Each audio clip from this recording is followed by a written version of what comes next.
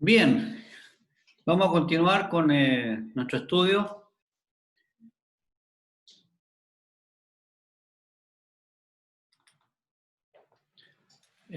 Para avanzar, aprovechar los minutos que tenemos, que el Señor nos ha otorgado y compartir. Así que vamos a ir rápidamente al libro primero de Pedro, donde estamos revisando. Tomen su libro, aquí yo tengo el mío.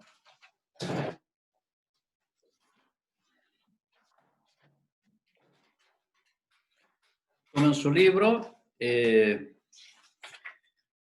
Estamos...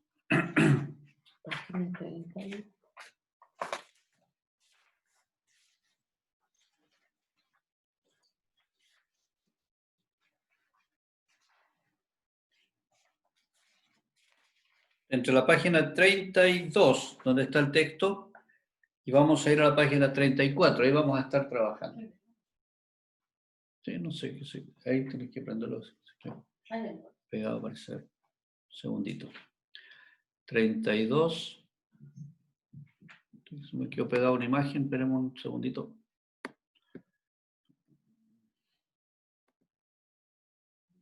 Así. Ups.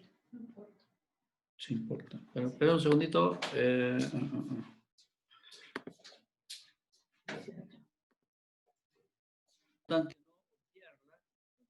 estudio bíblico, porque esta es la parte que nos lleva a la fe simple, es decir, al momento en que nosotros encontramos esa conexión directa con la palabra del Señor.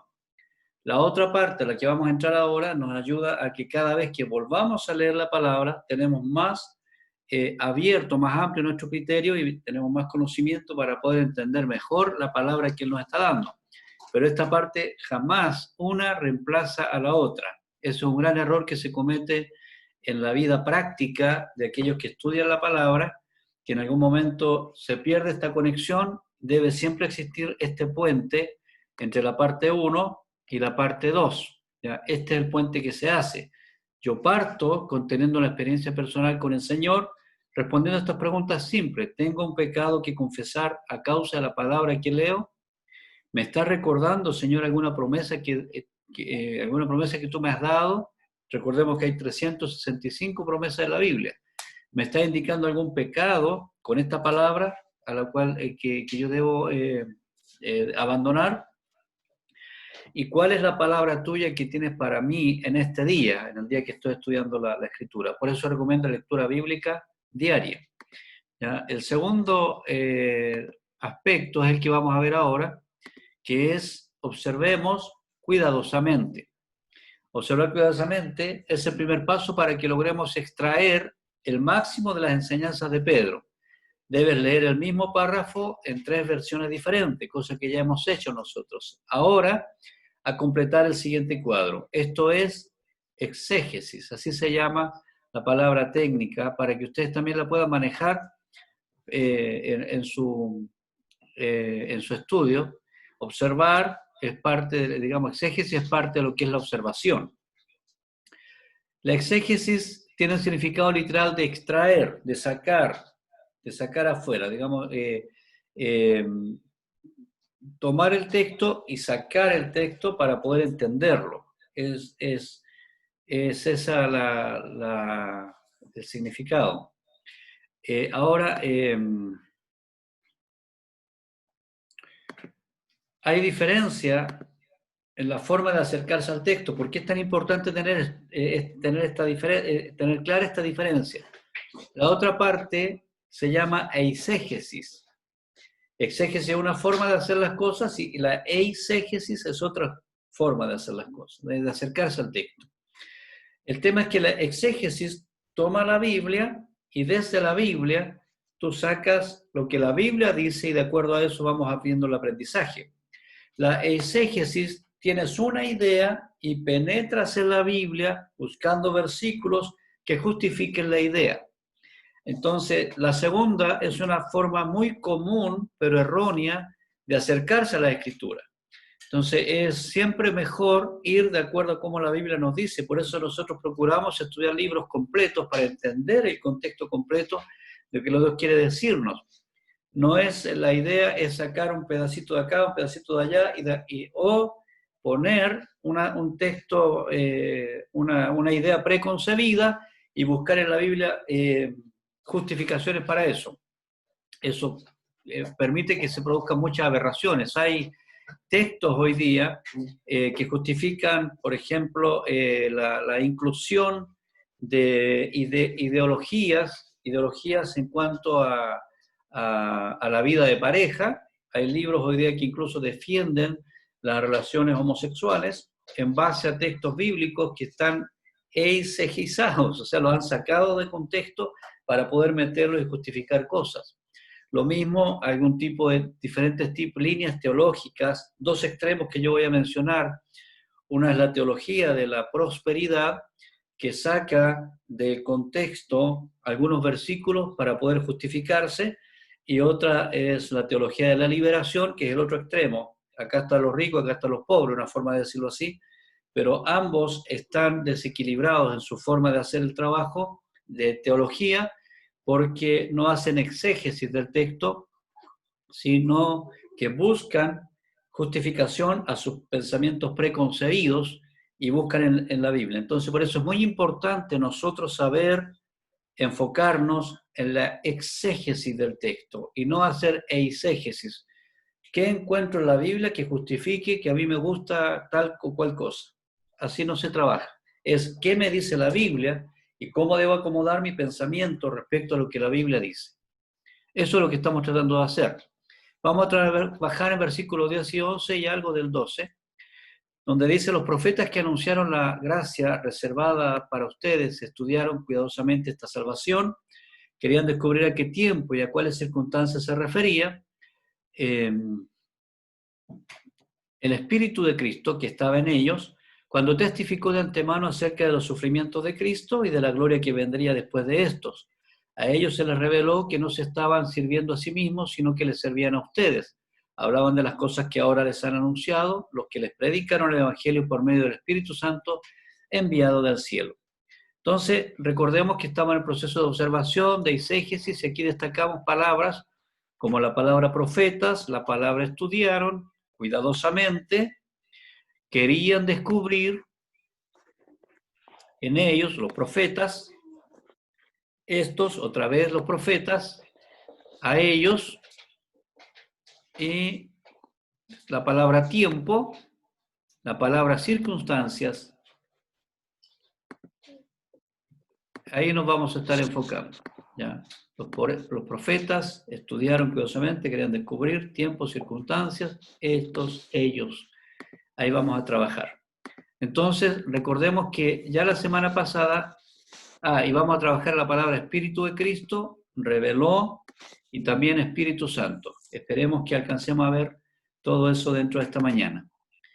Nos vamos a enfocar en esas palabras para ver qué es lo que el Señor tiene para nosotros. Ahí están las mismas palabras: profetas, anuncian, estudiaron, tiempos, circunstancias, descubrir, Espíritu de Cristo, Espíritu Santo, y la palabra revelar. Las que están en rojo, esas son las que vamos a tratarnos. Entonces vamos a Primera de Pedro, o sea, capítulo 1, versículo 10, donde dice en la versión 1960, los profetas que profetizaron de la gracia destinada a vosotros inquirieron y diligentemente indagaron acerca de esta salvación. Las palabras son diferentes en esta versión de 1960 de la NBI. Por eso que traemos la importancia de leer en diferentes versiones. Y aquí yo tengo la versión también en la Biblia interlineal, que es el escrito original en griego, y cómo las palabras acá se tienen que, digamos, palabra por palabra, el significado del griego al español. Y si lo leyéramos directamente desde el griego, diría: acerca de cuál liberación buscaron solícitamente y buscaron cuidadosamente voceros los, acerca de la hacia adentro, a ustedes bondad inmerecida, habiendo hablado como voceros. O sea, si estuviese escrito tal cual, se da cuenta que no entenderíamos nada, Por eso que es importante el trabajo de interpretación, la traducción, y por eso que a veces hay diferencia en la forma que está escrita una versión a la otra versión, porque cada grupo de equipo de trabajo que se preocupa de traducir la Biblia trata de darle el sentido más cercano según el Espíritu les da que puedan darle. Entonces nosotros al leer diferentes tipos de versiones nos damos cuenta de que hay más profundidad aún de lo que uno puede descubrir en una sola versión. Entonces vamos a ir considerando los significados de las palabras que yo les dije desde el punto de vista también del pensamiento hebreo y de la lectura del griego. En primer lugar, la palabra profetas, que está acá, profeta, entendamos que la labor profética es equivalente, para que la entendamos con más facilidad, a la labor del predicador de hoy. ¿Ya? Porque por lo general nosotros tenemos la idea de que profeta es el vidente, es aquella persona que como que sabe decir el futuro. ¿Ya? El profeta no es necesariamente el que predice el futuro, sino que el profeta es el que anuncia la situación o anuncia la situación para el tiempo actual. Entonces, hoy día, la labor profética consiste también en denunciar cuando un pueblo no está conforme a las direcciones de Dios. Para entender bien esto, también debemos equilibrar el contexto del profeta. Los profetas del Antiguo Testamento estaban en un contexto donde la vida espiritual y la vida cívica estaban perfectamente unidas. Por lo tanto, denunciar un problema social era denunciar un problema espiritual. Hoy día, nosotros en Chile vivimos una separación de iglesia y Estado. Entonces, la denuncia del profeta parte desde la iglesia, y no podemos nosotros como profetas de Dios obligar a la gente que no cree a nuestra forma en la Escritura, no podemos obligarle a creer en la Escritura. Entonces, no es el mismo tipo de denuncia que uno puede ver algunos pastores en su entusiasmo tratan de denunciar el pecado de una manera efusiva en algunos lugares públicos, tratando de dar a entender que esa es la labor profética del Antiguo Testamento. Quienes reciben el mensaje es distinto, recibirlo de un profeta en Israel, de un profeta de Israel, donde todos creen lo mismo, a predicarlo o denunciarlo acá, de esa misma forma, de la forma antigua, en un país donde algunos creen, o la mayoría cree, pero otros no creen. Entonces, ¿cuál debería ser nuestra labor profética hoy día como iglesia? Nuestra labor profética es predicar a Cristo. Explicar a Cristo a tiempo y fuera de tiempo, ¿ya? Y en todo lugar y de todas las formas posibles. Eso es labor profética. Y también, obviamente, ese predicar a Cristo implica ser claros en cuanto a cómo está funcionando nuestra sociedad, pero teniendo conciencia de que hoy día hay formas y formas de hacer las cosas. Hay muchas formas de denunciar.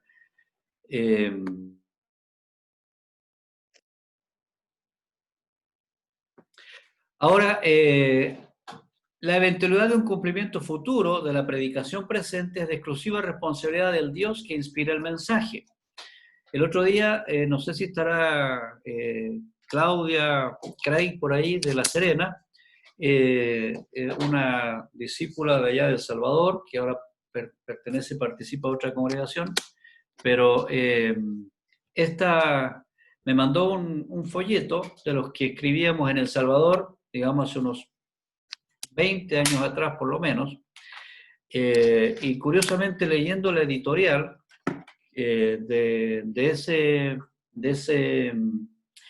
la editorial de ese boletín, en ese editorial yo estaba hablando de las cosas que hoy día hemos estado haciendo, son un hecho. lo de la aspiración a tener un mensaje hacia el África, por ejemplo, cuando no sabíamos que existía Ruanda, ni sabíamos de Pastor Faustin, ni de nada, y sin embargo, en esa palabra yo hablaba de nuestra futura llegada al África. Entonces, alguien que lo leyera fuera de tiempo, o sea, ahora o después, diría, el pastor estuvo profetizando. El detalle es que yo no tenía idea de lo que estaba diciendo, o sea, en el sentido que iba a tener un cumplimiento futuro. Yo estaba anhelando, proyectando, soñando, creyendo lo que Dios está diciendo, pero no sabía cuándo se iba a cumplir. Así mismo pasa con el Antiguo Testamento. Los profetas del Antiguo Testamento profetizaban para los problemas del momento, pero no sabían que su cumplimiento cuándo iba a ser. ¿Ya? De ahí se detectan también los falsos profetas. La palabra del Señor en Deuteronomio dice que si el profeta hablare en nombre de Jehová y no se cumpliere lo que dijo, ni aconteciere, es palabra que Jehová no ha hablado, con presunción le habló el tal profeta, no tengas temor de él. Entonces, aquí es muy importante porque hoy día ahí se levantan muchos profetas hoy día que predican y no se cumple su predicación. Entonces, hay que ser muy cuidadosos y hoy día tratamos de decir que todo es bueno. Y no, ese es el momento también de encontrar dónde está lo bueno y dónde no. Tenemos la experiencia de Ananías y Jeremías, si quieren ustedes pueden leer Jeremías 28, es donde hay una confrontación de profetas, donde uno le dice al otro, y bueno, ¿y cuándo el Señor se fue de mí y se fue a ti? Entonces, si hoy día ustedes ven que hay diferentes visiones en cuanto a la palabra profética, es importante ser bastante crítico al escuchar también, no solamente poner los oídos y decir, no, si lo dijo el pastor tanto, así es. No, sobre todo en este último tiempo debemos ser muy cuidadosos de cómo lo podemos escuchar, pedir el discernimiento del Espíritu y sobre todo, si hay una profecía que no se cumple, simplemente el profeta es un falso profeta. En el Antiguo Testamento está eso más que claro y nosotros dentro de actuar con misericordia debemos actuar con responsabilidad y saber cuándo un profeta es y cuándo no es de Dios. No tenemos el tiempo para leer todo el párrafo de Jeremías, pero ustedes pueden leerlo con tranquilidad después en sus hogares, ¿ya? Ese Jeremías 28, ahí estamos desarrollando la palabra profeta, y las otras palabras son anuncian, estudian cuidadosamente. Anunciar, ¿ya? Fíjese, la palabra anunciar es profetizar, profetar, anunciar, predicar, se puede traducir. Entonces, por eso en el griego es la palabra profetes, ¿ya? Entonces ellos anuncian, es la misma palabra. Por eso es que decimos que predicar y profetizar es lo mismo. Para hoy día, la palabra moderna es predicar. Ahora es entregar un mensaje, que para el Antiguo Testamento era profetizar. Hoy día es igual, no hacemos tanta, no hay diferencia en la palabra ahí. En la acción sí, porque hay profetas que se enfocan en un área, otros en otra área y otros en otra área. Entonces, así como hay diversidad de ministerios, según los dones que tenemos, también no todos los dones pastorales se enfocan en lo mismo, ni todos los dones apostólicos o misioneros se enfocan en lo mismo. Lo que sí debemos ser cuidadosos y serios es cuando hablamos del don profético como el que predice el futuro. ¿Ya? La labor profética, vuelvo a insistir, tiene que ver con la predicación, con un conocimiento cabal de lo que está pasando en el tiempo de ahora y le da autoridad al profeta porque tiene conocimiento del contexto, del lugar donde está y tiene conocimiento de lo que Dios está diciendo para el tiempo. Eso es. Entonces los profetas, dice, anuncian, ¿ya? Pero el que anuncia, no solamente anuncia porque lo tomó el Espíritu y empezó a anunciar. El que anuncia estudia cuidadosamente, dice. Ya, la palabra específicamente se traduce como que buscaron solícitamente. Puede traducirse como inquirir, buscar, buscar, demandar, procurar, investigar, ¿ya? Y una palabra que sale como derivando desde el hebreo, el adorar. Esa palabra me gustó como para considerarla en nuestro estudio, porque si nosotros consideramos el estudio como parte de nuestra adoración, entonces vamos a valorar más lo que hacemos cuando estudiamos. Vaya esto cierto para los que estudiamos el estudio inductivo, los que estudiamos en el seminario, los que buscamos ese estudio dirigido. No solamente el autoestudio que es importante y necesario, y es simple como ya vimos el primer punto, pero también es la necesidad de estar siendo dirigido para estudiar conscientemente sobre la escritura. Entonces, nuestro acto de estudiar la palabra, eso también es un acto de adoración. Entonces, cambia nuestra perspectiva del tiempo futuro, cuando estemos con el Señor y decimos que estaremos siempre alabando al Señor. Uno siempre piensa adorando siempre al Señor, pero es que uno de repente se cansa de cantar y termina solo hablando, o meditando, reflexionando, o estudiando. Entonces, a mí me gusta esta parte porque yo me imagino que el Señor no nos va a tener en las aulas que tenemos ahora, nos va a tener, no sé, de alguna forma nos va a estar enseñando, vamos a estar adorándole mientras recibimos esa enseñanza de Dios. Porque dígame que no es rico descubrir cosas nuevas en la Biblia y cómo nos ensancha nuestro espíritu cuando descubrimos algo nuevo y decimos, pero Señor, qué maravilloso, esto lo había leído y no lo había descubierto. Fluye la adoración cuando se estudia la palabra. Nunca descuidemos el estudio serio de la palabra del Señor. Y la expresión cuidadosamente se parece a la de estudiar, se refiere justamente a eso, indagar, con indagar, también se traduce como indagar, o sea, tengo que buscar, tengo que descubrir, como los discípulos de Berea, que eran cuidadosos, decían, bueno, ¿será que,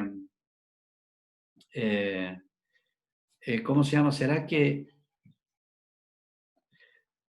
que ¿cómo se llama? Que de alguna forma, se me fue la onda, perdón, indagar tiene que ver justamente con esto de estar cuidadosamente, protegiendo, viendo lo que estudio, profundizo y luego lo anuncio. Esta parte es importante. ¿De dónde el Espíritu Santo me va a hablar si yo no leo la Biblia? Entonces yo debo leer la Biblia aunque no la entienda. La leo de la manera simple. ¿Hay algún pecado? ¿Hay alguna promesa? ¿Hay algún mandato? De manera simple. Y Él siempre me va a estar dando esa palabra. La puedo leer en donde quiera que esté, en cualquier lugar, en un paradero, en la esquina, haciendo fila, esperando, donde sea. Puedo leer la palabra y empezar a descubrir ahí, con esa pureza. Pero luego viene el proceso de estudiar la palabra. Dios no puede hablarnos si nosotros no alimentamos el disco duro de su palabra. Él nos da la Biblia, nosotros la estudiamos, pasa por nuestro cerebro, se pega a nuestro espíritu, luego viene el Espíritu Santo y dice, tengo que decirle algo a Leobaldo. A ver, tengo una palabra en el Génesis para él, pero nunca leyó Génesis. ¿Cómo se le entrego? ¿Ya? O tengo la palabra en hebreo para él. Esta es la palabra justa para el momento que está viviendo. Y hebreo, Leobaldo jamás lo ha leído. Entonces, por eso la Biblia hay que leerla completa, de pe a pa. Todos los años una lectura anual de la Biblia completa. ¿Ya? Hágase el propósito, leerla. No importa que no entienda, lea. Porque el Espíritu en su momento va a tomar de esa palabra que está en tu cerebro y en tu espíritu, y de ahí te va a hablar y te va a aclarar cosas para el momento, y se convierte esa palabra en palabra rema. Por eso es que es importante leer. Pero los profetas, los que anuncian, no solamente leen, los que predican, atención los que quieren predicar, sino que además estudian cuidadosamente. O sea, no vaya a estar diciendo una tontera, no vaya a estar diciendo una herejía, lo voy a leer cuidadosamente, veré en todas las versiones posibles, estudian cuidadosamente los profetas del Antiguo Testamento. No crea usted que el profeta del Antiguo Testamento le llegaba el Espíritu y ya no, ellos estudiaban cuidadosa y minuciosamente. Y ellos se daban cuenta después que servían a ustedes, es decir, para la generación de Pedro, siglos después, y para nosotros también, más allá de su propio tiempo. Quizás si dejáramos esto grabado y el Señor todavía no viene, quizás las nuevas generaciones algún día entrarán a estas cosas que están grabadas y dirán, mira lo que decía ese pastor, oye, mira cómo se vestía, mira qué fea la imagen, imagínense, pero van a escuchar algo de este tiempo en el futuro. Luego dice, escudriñando qué persona y qué tiempo indicaba el Espíritu de Cristo que estaba en ellos, el cual anunciaba de antemano los sufrimientos de Cristo y las glorias que vendrían tras ellos. Como estamos enfocándonos en los profetas, ¿qué es lo que hacían los profetas? Ellos querían descubrir, otra vez viene la idea de inquirir, es decir, investigar, escudriñar. Aquí yo traigo un versículo de Juan, cuando el Señor dice, escudriñad las Escrituras, porque a vosotros os parece que en ellas tenéis la vida eterna, y ellas son las que dan testimonio de mí. Entonces, aquí nosotros podemos descubrir, ¿cierto? Que el propósito, digamos, los profetas conscientemente estudiaban cuidadosamente, ¿para qué? Para descubrir, ¿ya? Para sacar a la luz aquello que a ellos les intrigaba, ¿ya? Entonces, esa es nuestra tarea. Nuestra tarea, al estudiar la palabra, tiene que ver con estos tres conceptos, con estudiar cuidadosamente, con el propósito de descubrir, y luego de descubrir, recién viene la palabra anunciar, esta que está acá arriba. Entonces, primero descubro, después anuncio, estudio, descubro y anuncio. Así es, yo no puedo anunciar algo que me llegó sin indagar. La palabra tiempo, en este caso se usa la palabra kairos. Hay dos palabras griegas para tiempo. Uno es cronos, que es la que se usa para el tiempo de reloj, el que nos mantiene controlado a todos nosotros, y la otra la palabra kairos. En este caso se usa la palabra kairos. Hay cierta diferencia, casi son sinónimos, pero hay cierta diferencia y algunos hacen la diferencia del cronos y del kairos para hablar de los tiempos de Dios.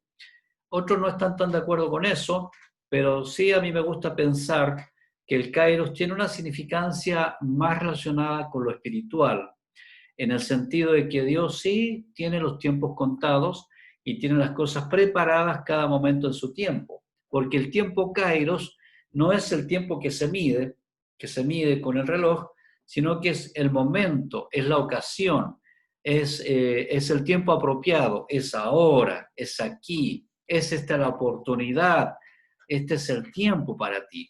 Entonces, me gusta pensar, porque aquí el contexto de lo que está hablando Pedro, que no lo vamos a alcanzar a ver sino hasta el próximo domingo, pero sí es la manifestación de Jesucristo. Entonces la manifestación de Jesucristo no estaba marcada con tiempo, no estaba marcada con tiempo reloj, cronos, sino que estaba marcada con tiempo kairos. Llegará el momento en que se va a manifestar.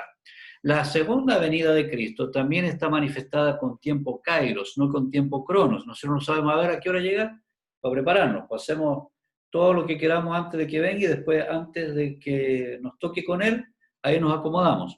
Como la mayoría de la gente hace con respecto a los médicos. Cuando le toca control médico, hace la dieta 2 días antes, 3 días antes, para estar en el peso y estar en todas las medidas justas. Y eso no es justo, eso es mentirse a sí mismo. Entonces, lo digo yo porque soy diabético. Entonces, el doctor me dijo, los diabéticos son los más hipócritas que hay, porque se hacen la dieta justo antes de que le toque el examen. Y así como hipócrita es la enfermedad también que no se siente, no se sabe que se está experimentando eso. Entonces, no resulta este tiempo con Dios. Es decir, bueno, el Señor va a venir tal fecha, tal día, tal hora, no. El kairos de Dios es el que lo determina. Y el kairos de Dios es de Dios. Por lo tanto, si Dios quiere hacer un llamado a tu vida, si Él te quiere considerar para algo, o algo está ocurriendo ahora, es ahora es el momento, hay que tomarlo, hay que aprovecharlo, es la oportunidad. Puede que esa oportunidad no se vuelva a repetir, porque Dios no se maneja con los tiempos nuestros ni con nuestros antojos. Él nos da oportunidad. Ejemplo de eso, Saúl tuvo la oportunidad de ser rey y terminar bien como rey, aunque Dios lo rechazó. Pero David tuvo la oportunidad de ser rey y tomó la oportunidad. Saúl no la tomó, él dejó pasar, por razones personales, de carácter, lo que sea, pero dejó pasar, no aprovechó el tiempo de Dios para su vida. Entonces ahí no sé si logro explicar con esos ejemplos lo que es la diferencia entre el kairos, que es la oportunidad, es el tiempo de Dios para ti, ahora y aquí, y el cronos es el cómo se mide el tiempo más en forma lineal. Y luego, para ya ir cerrando, en las circunstancias. Fíjese, yo puse entre paréntesis persona. ¿Por qué? Porque en el griego no aparece la palabra circunstancia como tal, sino que es una palabra que aparece que se puede traducir como qué, como cuál, por la cual, por qué, quién, lo que. Son dos palabras distintas que se parecen, pero al trabajarse juntas dan este sentido. Sin embargo, leyendo la traducción latinoamericana, nos da otro sentido al pasaje. Fíjese, dice, antes de que Cristo viniera al mundo, su espíritu les enseñaba a los profetas lo que él debería sufrir aquí en la tierra. Cuando dice él debería sufrir aquí en la tierra, ya se está refiriendo a Jesucristo. Y también les enseñaba a los profetas del Antiguo Testamento todo lo hermoso que sucedería después, es decir, en la venida, lo que viene después. Y los profetas intentaban descubrir quién sería el Mesías y cuándo vendría al mundo. Es decir, ellos estaban preocupados de descubrir quién sería el Mesías y cuándo vendría al mundo. Y cuándo vendría al mundo. Entonces, si se dan cuenta, la versión NBI dice circunstancias y la mayoría dice circunstancias, pero aquí se refiere a circunstancias y personas. Entonces, pero no personas cualquiera, sino que la persona del Mesías. Entonces, lo que está diciendo esta enseñanza, desde el punto de vista de la traducción latinoamericana, es que los profetas del Antiguo Testamento indagaban, investigaban las escrituras, leían, profundizaban, anunciaban los problemas del momento, pero su mirada y su esperanza estaba en el Mesías prometido, que no se iba a cumplir en el tiempo que ellos estaban, sino que se iba a cumplir en el tiempo posterior. Esto es tan hermoso, porque hoy día nosotros, quienes hacemos la labor profética, la labor de predicar, de anunciar a Cristo, no podemos quedarnos con la idea del concepto social, como yo nombré dos tipos de teologías que son extremas y que abundan en las iglesias, la teología de la liberación y la teología de la prosperidad. Ambas teologías se basan solamente en el aquí y en el ahora, en el presente. La teología de la liberación es una teología marxista que trata de resolver el tema aquí y ahora y se olvida del Cristo que viene. Y la teología de la prosperidad es aquella teología que nos invita a prosperar conforme a lo que nosotros vamos dando, y esa también es una teología que se enfoca en aquí y en el ahora. Entonces, por un lado, una teología dice que si eres pobre, eres bendecido por Dios solamente por ser pobre. Y el otro extremo te dice, no, si tú eres pobre, no estás bendecido por Dios, ¿ya? Porque la bendición de Dios se nota en tus finanzas. Entonces, ambas son extremos, ahí hay que buscar el equilibrio. Pero ambas, además de extremos, son temporales, son teologías que se refieren al aquí y al ahora. Y todas las teologías que vienen cargadas de ideologías, entonces también son del aquí y del ahora, en un sentido de que se espera que se cumpla en este tiempo lo que ellos están anhelando. Es un bienestar aquí temporal. Pero el profeta del Antiguo Testamento, y como la iglesia debe predicar, debe ser una relación directa con el aquí, pero también con el que Cristo viene. Y si usted se da cuenta, se ha escuchado muy poco en los últimos años, quizás en los últimos 10 años, muy poco se habla de que Jesús viene. Casi suena raro cuando uno dice, oye, Cristo viene. Bueno, sí, es obvio, pero aquí y ahora yo necesito comer. ¿Se dan cuenta? Entonces, ¿por qué? Porque nos ha ido cambiando la mentalidad, la iglesia ha ido cambiando. Debemos volver a los orígenes de la profecía del Antiguo Testamento y a cómo Jesús nos enseñó a predicar. ¿Qué indagaban los profetas? Indagaban cuándo iba a venir el Mesías.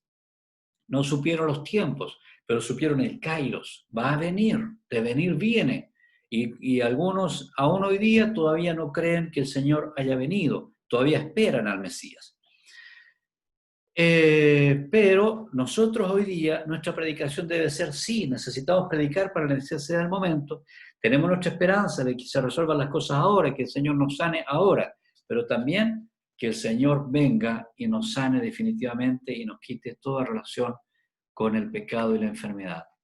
Y termino con los inspirados. Esto vamos a tener que retomarlo un poco el próximo domingo, porque aquí habla de espíritu de Cristos, ¿ya? Cristo. Cristo es el ungido, es el Mesías, es Cristo, es Jesucristo, es el Mesías, de que todas esas palabras pueden usarse. Pero qué curioso que Pedro afirma que el espíritu de Cristo, o sea, el espíritu de Cristo, es el que les indicaba a los profetas, les inspiraba las palabras para predicar en el Antiguo Testamento.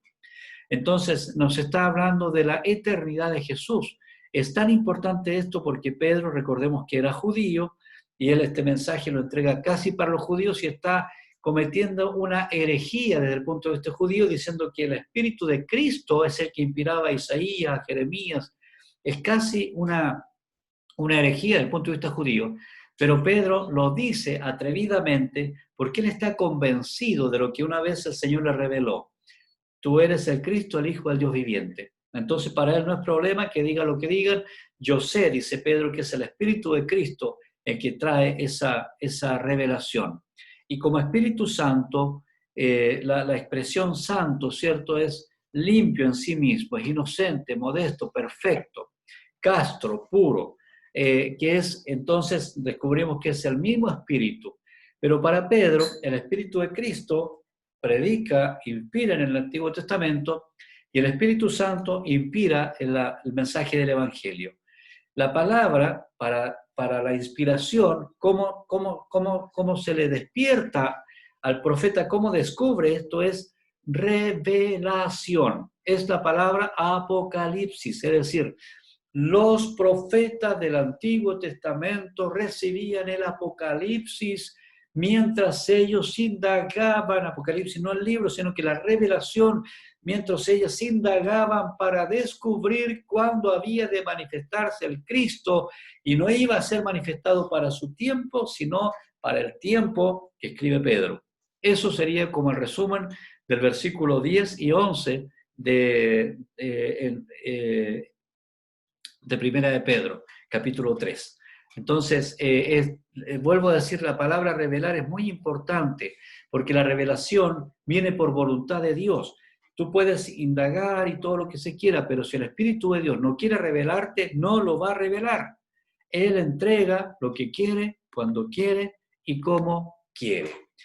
Bueno, ahí estamos terminando descubriendo estas palabras, estamos haciendo exégesis del libro de Pedro, de estos dos versículos, y espero que se haya entendido. Si tienen alguna pregunta, les doy unos minutos que podrían preguntar o dejarlo ahí por el chat, si les importa. Siempre que no hay preguntas, que lo dije muy claro o que no entendieron nada.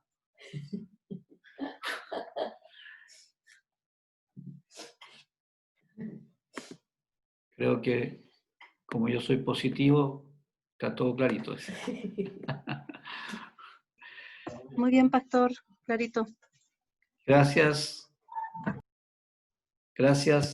Todo claro, pastor, todo claro. Bien, Sonita, gracias, gracias. Gracias, pastor. Ok. Julia, bendiciones.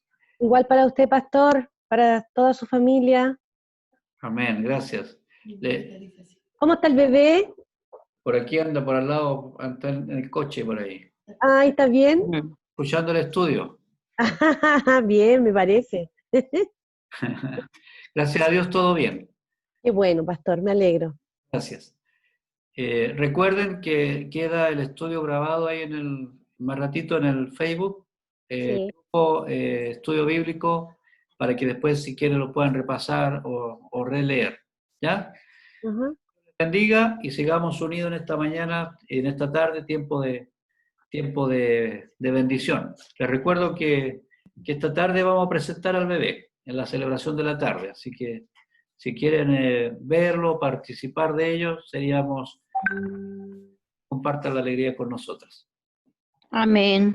Bien, gracias. Sí, quiero, por favor, quiero conectarme, nunca me resulta. Ahora intentémoslo antes. Si ya está conectada, quédate conectada, no te desconectes. Sí, eso voy a hacer, pastor.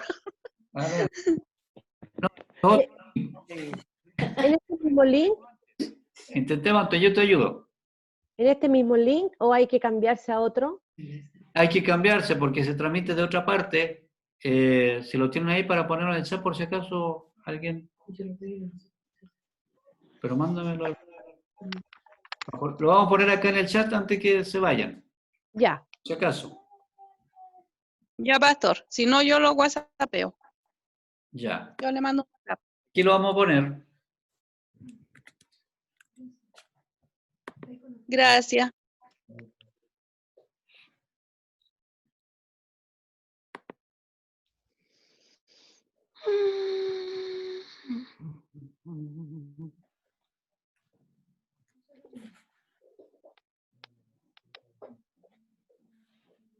Un minutito que se está abriendo acá.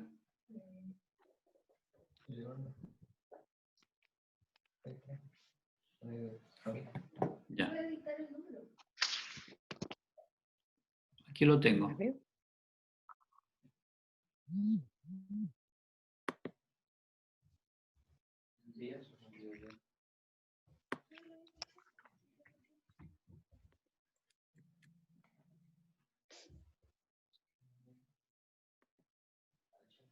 Ya. Ahí lo van a mandar al chat.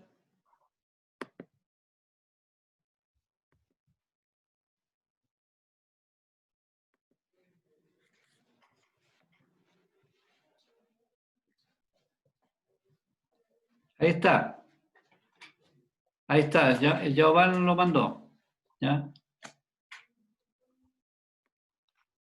Guárdenlo. Ahí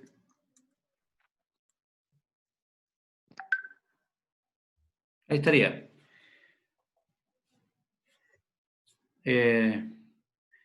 Bien, Dios les bendiga. Entonces, seguimos unidos durante el día. Que Dios les bendiga. Que tengan un excelente domingo. Un abrazo para todos.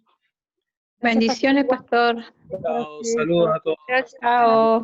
Bendiciones a todos. Chao, bendiciones. Chao.